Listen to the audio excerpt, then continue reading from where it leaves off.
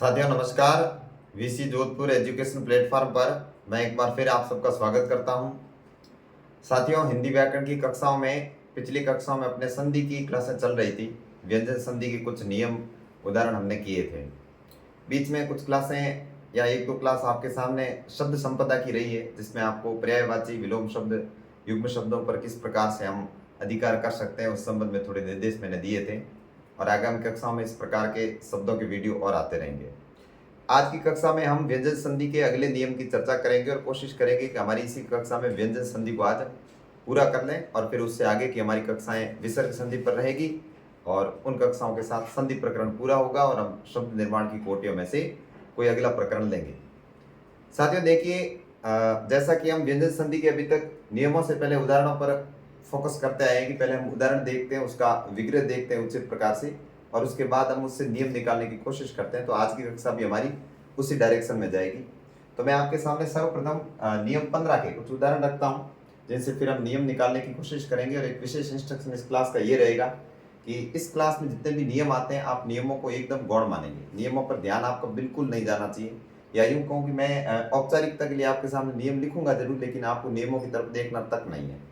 जितने संधि युक्त पद आपको दिए जाते हैं और उनका विग्रह मैं बोर्ड पर करवाता हूँ, केवल आप उन पर फोकस रखिएगा। आपको परीक्षा में निस्संदेह इस प्रकार के उदाहरण देखने को मिलेंगे, और केवल अगर आपका किया हुआ विग्रह आपको याद है तो ही आप वहां पर प्रश्न को हल कर पाएंगे, क्योंकि नियम ओवरलैप करता है। 5-6 उदाहरण नियम के अंतर्गत आते हैं और 5-6 नियम के बाहर से आ जाते हैं। तो फिर नियम और अपवाद में फर्क क्या हुआ? तो यहाँ पर नियम कोई महत्व नहीं रखेगा। चलिए हम अपने सेशन की शुरुआत करते हैं।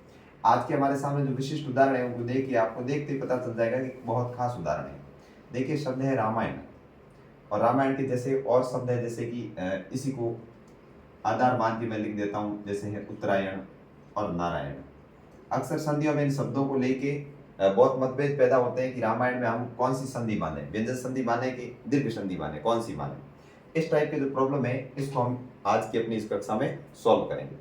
इसके अलावा कौन से उदाहरण है देखिए, आप बहुत ही ज्यादा बार पूछे जाने वाले और कई बार हमारे सामने आने वाले शब्द जैसे परिणाम और परिमाण। युग्म शब्दों में भी ये शब्द दोनों आते हैं। परिणाम का मतलब फल या रिजल्ट होता है, परिमाण का मतलब माप करना होता है, माप का। ठीक है, परिमाप का मतलब परिमाप तो मापना होता ही है, हम क्षेत्रफल परिमाप इत्यादि में देखते हैं। और यहाँ पे परिणाम जो है उसका मतलब फल रहता है, रिजल्ट रहता है। चलिए इसके अलावा कौन से उदाहरण देखिए, एक परिणय शब्द रहता है, परिणय। एक शब्द रहता है प्रयाण, एक रहता है प्रसारण। सबके सब प्र वाले हम पहले देख रहे हैं। एक शब्द रहता है प्रणेता। इन शब्दों को अब आप देखिए कि इनका केवल और केवल नियम की तरफ ना जाकर हम इनके विग्रह पर फोकस करेंगे तो हम ज्यादा आगे रहेंगे नियम पढ़ने की बजाय। देखो, अब नियम ये कहता है कि इन पदों में से अगर पूर्व पद में ये रहे और उत्तर पद में ये रहे तो इसका ये हो जाता है। किस प्रकार? तो देखिए कि अगर पूर्व पद में री, र या स देखने को मिले और उत्तर पद में अगर कहीं पर भी न हो तो परिवर्तन क्या होता है? तो परिवर्तन ये होता है कि न में चला जाता है। ये परिणाम देखने को मिलता है इस नियम का, कि पूर्व पद में इनमें से कोई भी शब्द कहीं पर भी देखने को मिले, कोई भी अक्षर पहला दूसरा, ऐसे जरूरी नहीं है कि संधि स्थल पर ये मिले। संधि स्थल पर मिलना जरूरी नहीं है, सब में कहीं ना कहीं इनका समावेश होना चाहिए। और उत्तर पद में न रहना चाहिए और परिवर्तन भी न में ही आएगा। संधि का परिवर्तन न में देखने को मिलेगा, ण के रूप में। तो आप नियम पर अब मेरी सलाह के हिसाब से जाएंगे ही नहीं। हमारी औपचारिकता होती है, हमें नियम लिखना होता है, लेकिन आप अब फोकस करेंगे केवल और केवल इन विशिष्ट उदाहरणों के विशिष्ट प्रकार के विग्रह पर। देखिए क्या होता है इसका, राम और अयन। अब फोकस इस पर करना है कि अयन न होकर अयन न है। ठीक वैसे ही इनका होगा उत्तर धन अयन और नर धन अयन। नारायण उत्तर धन अयन से उत्तरायण और राम धन अयन से रामायण। ठीक वैसे इनका है, देखो परिणाम में परि उपसर्ग और नाम मूल शब्द रहता है, जिनसे संधि बनती परिणाम। परिमाण में क्या है, परि और मान। परिमाण की तरह एक प्रणाम भी रहता है, प्रणाम। अब इसका क्या, परिणय का परि और नय। एक आदत डाल दीजिए इस प्रकार के शब्दों को करने की, कि एक अगर उदाहरण के रूप में कहीं पर भी पूछे जाते हैं तो इनका उचित संधि विग्रह ये होगा और संधि विग्रह करके दिया जाएगा तो उससे उचित संधि युक्त शब्द ये होगा। बाकी ये व्यंजन संधि के उदाहरण तो है ही, इससे क्लियर हो जाता है तीनों टाइप के क्वेश्चन। अब प्रयाण में क्या आएगा, तो प्र उपसर्ग और यान मूल शब्द प्रयाण। प्रसारण में क्या होगा, तो प्रसार धन न। यहाँ पे आपको सावधानी रखने की कोशिश करनी है कि बाकी वालों में क्या है, परि और प्र उपसर्ग है, लेकिन प्रसार में मूल शब्द प्रसार है और इसके पीछे प्रत्यय लगा हुआ है न। प्रसारण एक तरह से हम इसको प्रत्यय का विशेष प्रभाव भी समझ सकते हैं, लेकिन हिंदी के प्रत्ययों के अंदर ना को प्रत्यय के अंतर्गत नहीं गिना गया है, इसलिए हम इस प्रकार से इसको एक शब्द ही मानेंगे, शब्दांश नहीं मानते हुए शब्द मानेंगे एक अक्षर वाला। अब प्रणेता में क्या है, प्र उपसर्ग है और नेता मूल शब्द है। नेता जिसको हम पढ़ते हैं नेतृत्व करने वाला, तो प्रणेता, ठीक है। नेता और नेता से भी उचित प्रणेता, जो प्रेरणा देता है उसके लिए प्रणेता शब्द। अब प्रणाम का क्या होता है, तो प्र और नाम। इस प्रकार के एक ही कोटि के सारे शब्द हैं, पर इनके अलावा अगर छोटा बड़ा कोई और शब्द आपके सामने आ जाए तो उस पर आप इसी नियम को लागू करेंगे।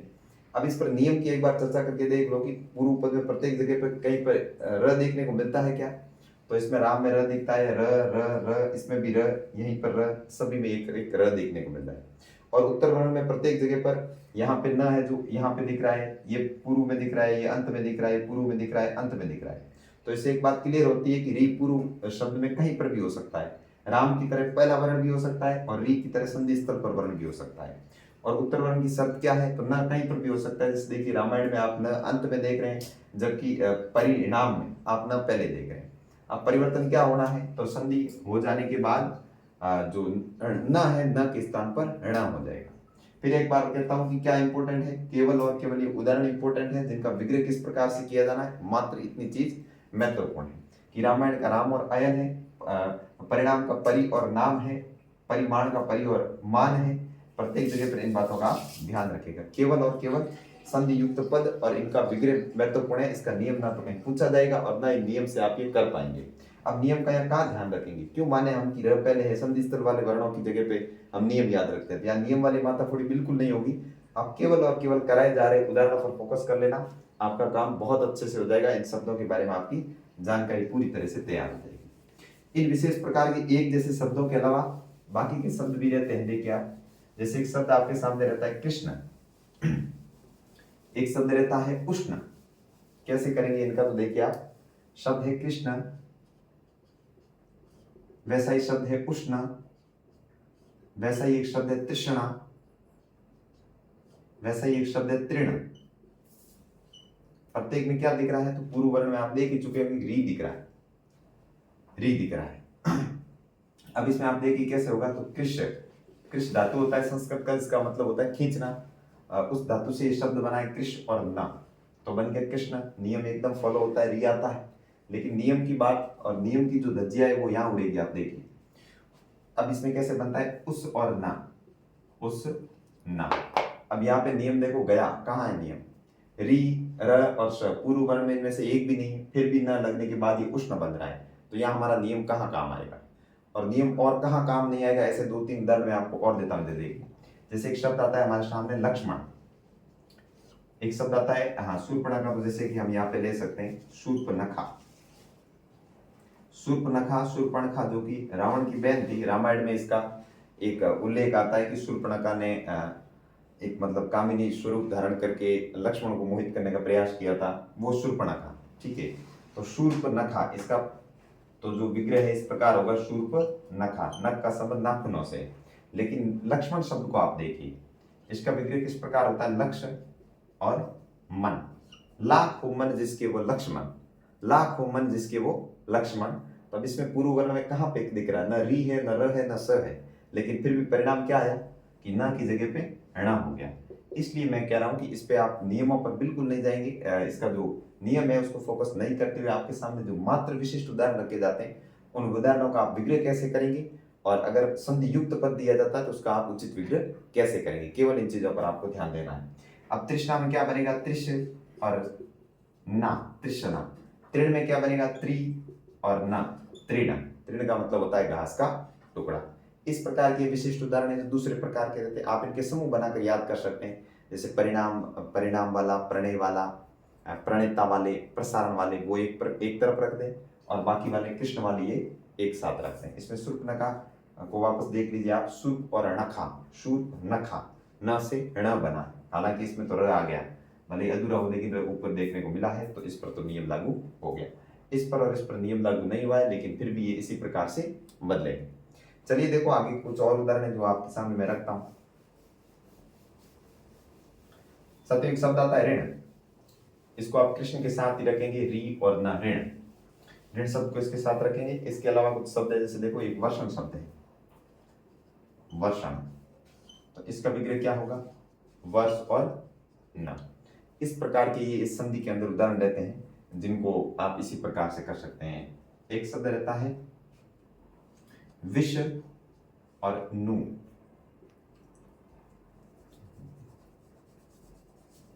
शब्द है विष्णु, विग्रह इस प्रकार होगा विष और नु। हालांकि इसके लिए एक संधि अलग से पढ़ी जाती है कि श के स्थान पर स हो जाता है, लेकिन उसको पढ़ने से ज्यादा महत्वपूर्ण है कि हम इसका मात्र एक उदाहरण देख लेते हैं, और उदाहरण का विग्रह किस प्रकार से होगा, सिर्फ काम की चीज यही है कि विष्णु जो शब्द होता है इसका विग्रह किस प्रकार से होगा। इसमें श जो है ना तालवीय शकार है, और तालवी की जगह संधि के परिणाम स्वरूप क्या होगा, मूर्धन्य शकार हो जाएगा, बस यही परिवर्तन है। और आपको फिर भी इन्हीं पर ध्यान देना है कि वर्षण शब्द कैसे बनता है, विष्णु कैसे बनता है। ये कृष्ण और विष्णु शब्द कई बार परीक्षाओं में पूछे गए, बहुत मोस्ट इंपोर्टेंट शब्द है, शुद्ध हिंदी के शब्द हैं।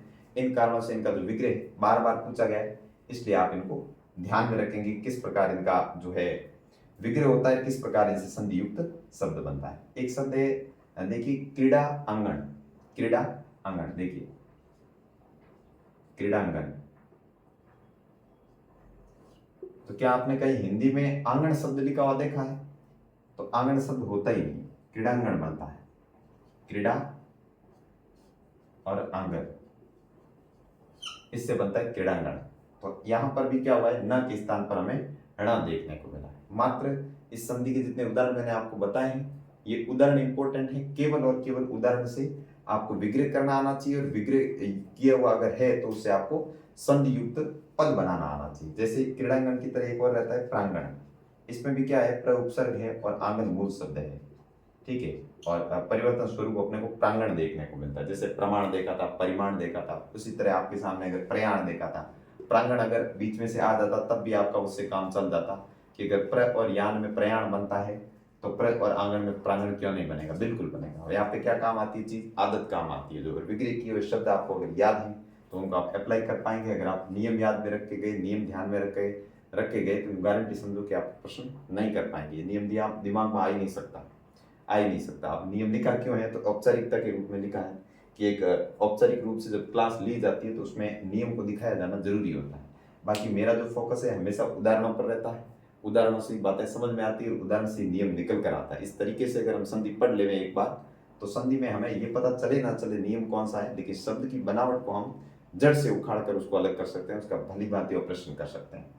तो चलिए इस नियम को हम यहीं पे खत्म करते हैं कि इसमें कौन कौन से उदाहरण थे और इनका उचित विग्रह किस प्रकार में। आप फिर से विग्रह पर ही फोकस करेंगे, उदाहरण आप चाहे तो लिख सकते हैं और लिखे हुए उदाहरणों पर फिर से अपना ध्यान रखेंगे कि आगे अगर कभी पूछे जाए तो क्या होता है। अगला अपना नियम जो है नियम नंबर 16 रहता है, इससे हम आगे बढ़ते हैं कि इसमें अपने को कौन कौन से उदाहरण देखने को मिलते हैं। बहुत इंपॉर्टेंट उदाहरण इसमें अपने को देखने को मिलते हैं, जैसे एक है इष्ट। इष्ट शब्द अपने को देखने को मिलता है कि इष्ट का विग्रह करने पर किस प्रकार नए शब्द हमारे सामने आते हैं। एक शब्द हमारे सामने रहता है पुष्टि,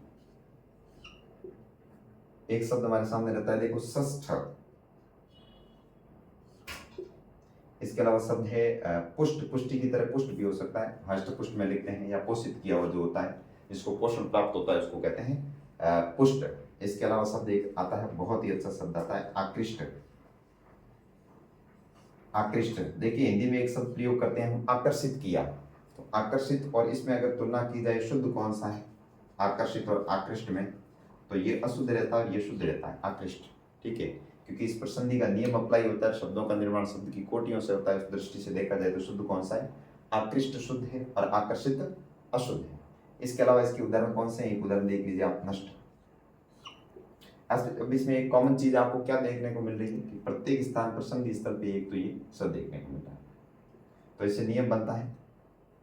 एक उदाहरण आप इसका विग्रह देखिए, इस और त, विग्रह होके विग्रह का जो विग्रह युक्त पद से जब संधि बनी तो परिवर्तन क्या आया, तो त के स्थान पर क्या हुआ, ट हो गया। बस नियम यही है कि अगर मूर्धन्य सकार के बाद उत्तर वर्ण के रूप में त या थ रहते हैं तो संधि के परिणाम स्वरूप त का ट हो जाएगा और थ का ठ हो जाएगा। बस ये नियम। अब इस नियम को ध्यान में हम क्यों रखें, हमारे सामने जब सीमित उदाहरण है तो हम केवल उदाहरणों पर फोकस करेंगे और उदाहरणों को ही करेंगे। जितने ज्यादा उदाहरण हमारे ध्यान में रहेंगे संधि के, उतने हमारे सवाल आसान हो जाएंगे। बाकी कुछ नहीं, ये गिने चुने उदाहरण हैं जो बार बार पूछे गए हैं उच्च स्तर की परीक्षाओं में, और कभी कभार बहुत ही लो लेवल की परीक्षाओं में भी इनके उदाहरण देखने को मिलते हैं। अब देखो पुष और ती, पुष्टि बन गया, और षष्ठ से क्या बना, सस और थ, षष्ठ। आकृष्ट में क्या बना, आकृष्ट और त, कृष धातु आउचल और त आगे शब्दांश दिया हुआ जिससे बनता है आकृष्ट। ये शुद्ध रूप है, आकर्षित अशुद्ध है। नष्ट में क्या बनेगा, तो नस और त। इसमें आप इस स में कोई परिवर्तन करने की कोशिश नहीं करेंगे। संधि जो है स में नहीं हो रही, संधि जो है अंतिम वर्ण में हो रही, त थ त और थ में।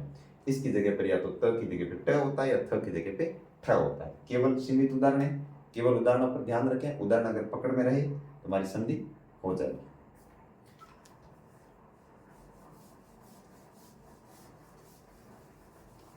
साथियों इससे अगला अपना जो नियम है वो नियम संख्या 17 रहता है। और 17 में क्या है, तो उसमें भी ठीक इस प्रकार से, इसमें जो त और थ हुआ है उस संधि में अपने स्था देखने को मिलेगा। संधि स्थल पर आपको एक चीज देखने को मिलेगी, स्था देखने को क्या मिलेगा, स्थ।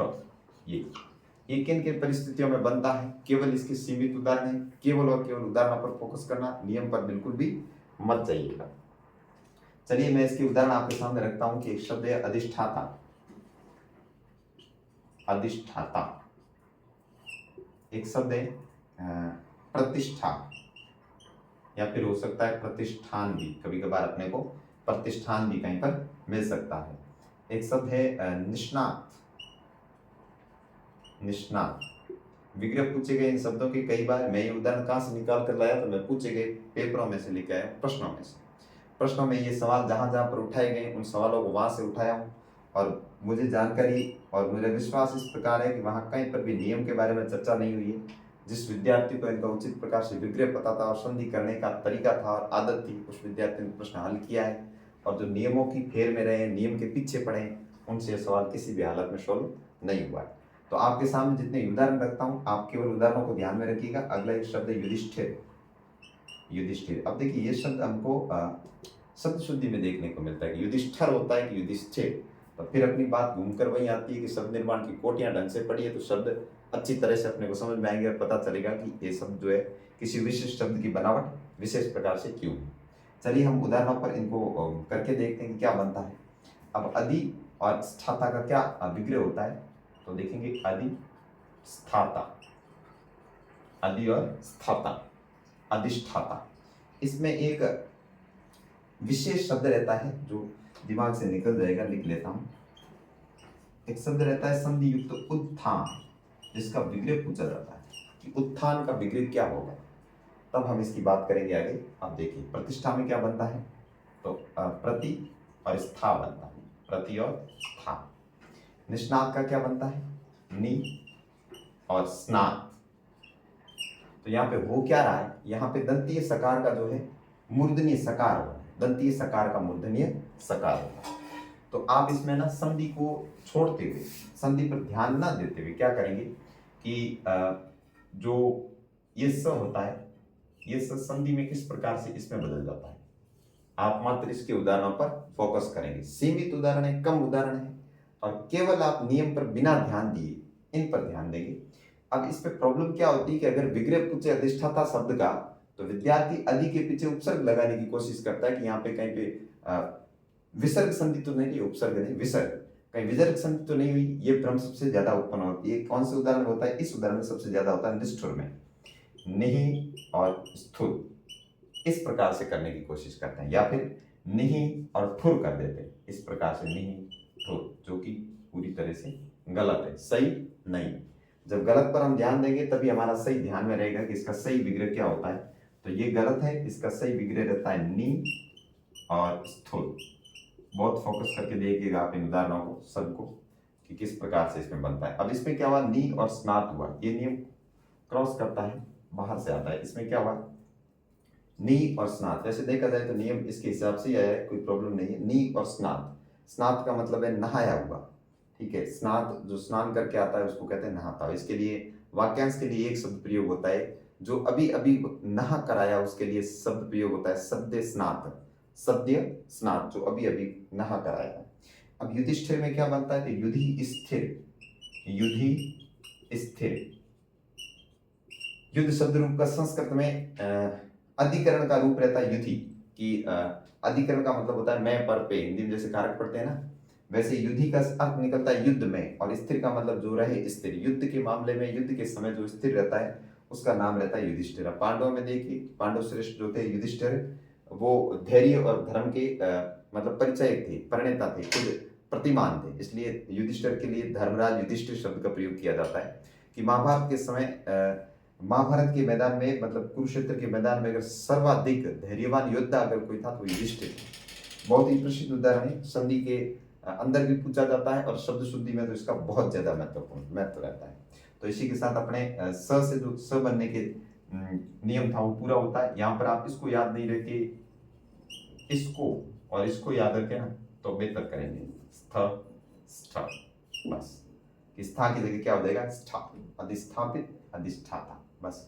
अधिष्ठाता, प्रतिष्ठा, प्रतिष्ठान एक शब्द रहता है, प्रतिष्ठान। जैसे देखिए आप, प्रतिष्ठान किससे बना है, ये प्रतिष्ठा से आगे बढ़कर प्रतिष्ठान हो गया। केवल आप उदाहरणों पर ध्यान रखेंगे, उदाहरणों से अपना काम हो जाएगा।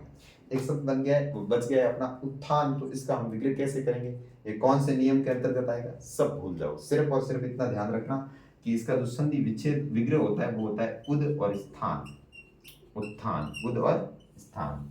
अब इसमें संधि कौन सी है अगर पूछे तो व्यंजन संधि है। विग्रह किस प्रकार है तो इस प्रकार है, और विग्रह देकर संधि युक्त पद पूछे तो इस प्रकार है। उत्थान, इसका मतलब होता है किसी को विकसित करना, ऊंचे दर्जे तक ले जाना, उसको कहते हैं, उसका उत्थान किया जाना। उत्थान का विरुद्ध शब्द होता है पतन, उत्थान पतन।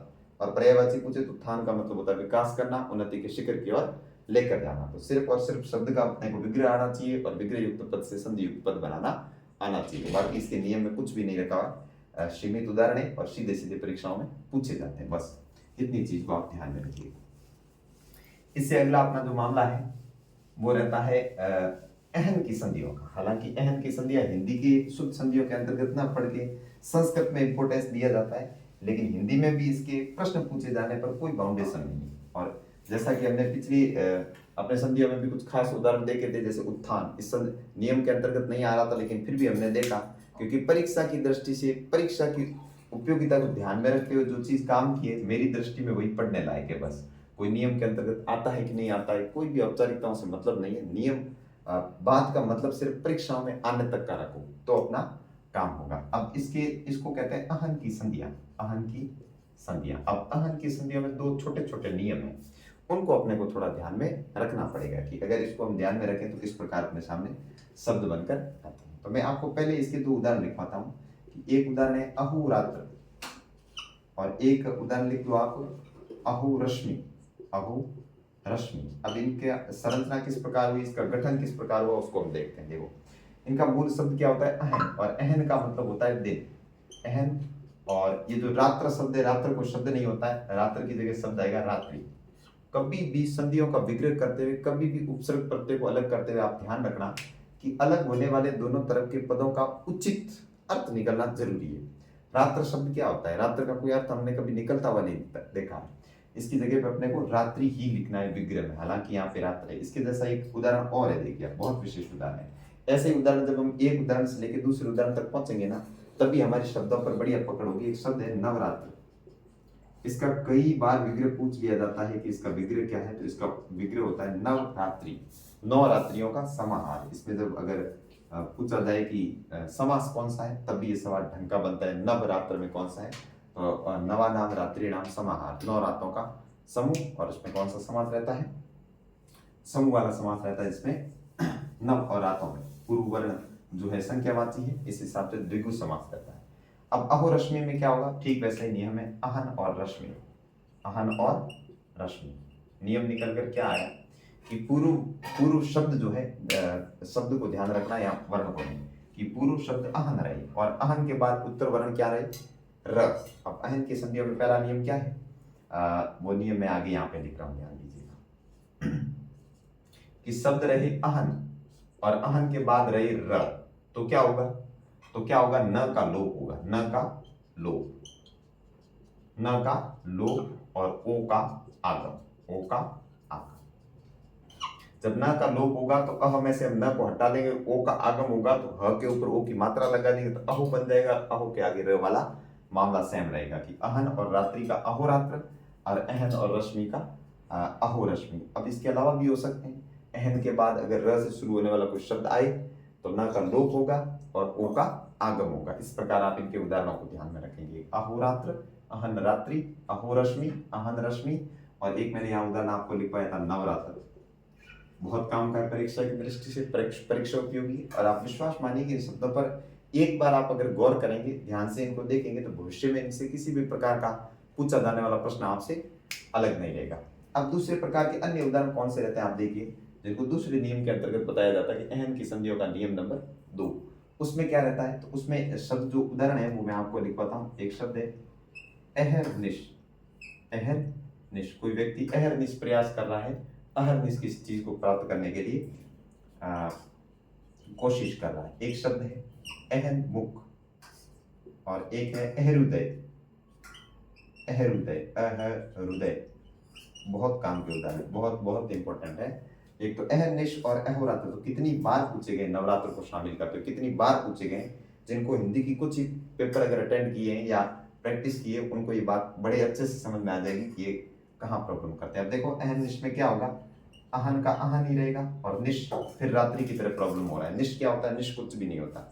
जैसे रात्र कुछ नहीं होता वैसे निश भी कुछ नहीं होता है। इनको जब विग्रह करके शब्द लिखेंगे तो पूरा लिखना होगा अहन निशा, दिन रात्रि, निशा रात्रि का पर्यायवाची है, रात्रि यामा निशा ऐसे। अब अहन मुख में क्या होगा? तो मुख दो शब्द है ये, अहन और मुख। और अहृदय में क्या है? तो अहन उदय, अहन उदय। अब इसका बनता है अहृदय। अब अहृदय कैसे बना? तो इसका हल्का सा नियम देख लीजिए कि अगर अहन के बाद र के अलावा कोई वर्ण रहे, अहन के बाद र के अलावा वर्ण, र के अलावा वर्ण, र खुद नहीं रहना चाहिए क्योंकि जब र रहेगा तब तो न का लोप और ओ का आगम हो जाएगा। और अहन के बाद र के अलावा कोई भी वर्ण रहेगा तो क्या होगा? तो जो न है इसका लोप होके र का आगम हो जाएगा, या यूं कह दो कि न जो है र में बदल जाएगा। न किस में चला जाएगा? र में। तब क्या हो जाएगा? र के अलावा वर्ण होगा, तब ये जो अलावा अन्य वर्ण होगा ये किस में बदल जाएगा? र में चला जाएगा। बस र का आगम हो जाएगा और कुछ भी नहीं। अहन के बाद र के अलावा वर्ण रहेगा तो अलावा वर्ण किस में आ जाएगा? र। ठीक है। अब देखिए अहन निशा, अहन निशा, अहर निशा, अहन मुख, अहर मुख, अहन उदय, अहृदय। फिर आप नियम पर नहीं जाकर केवल और केवल इन उदाहरणों का उचित विग्रह देख लीजिए और विग्रह से बनने वाला शब्द देख लीजिए और केवल इतना ध्यान रख लीजिए कि ये जितने उदाहरण हमारे सामने लिखे हैं सारे के सारे उदाहरण व्यंजन संधि के हैं। बस इतनी बात काम की है। साथियों, हमने प्रयास किया है कि आपको करीब 18 या 19, थोड़ी मेरी काउंटिंग में संख्याएं लगाने में कहीं प्रॉब्लम रही है थोड़ी, मुझे ऐसा लगता है, तो 18 की जगह हो सकता है 19वां नियम हो। जितने नियम है उन सब नियमों मैंने एडजस्ट करके आपको संधि के करीब करीब व्यंजन संधि के सभी उदाहरण और सभी प्रकार से बनने वाली संधियों के बारे में चर्चा करने का प्रयास किया है। और इसी के साथ आज हमारी व्यंजन संधि का टॉपिक इसी कक्षा के साथ खत्म होता है। बीच बीच में आपको शब्द रूपों के शब्द भंडार के वीडियो छोटे छोटे मिलते रहेंगे और मिलते हैं अपनी नई संधि के साथ, विसर्ग संधि के साथ। तब तक आप हमारे साथ बने रहें। वीडियो पूरा देखने के लिए धन्यवाद।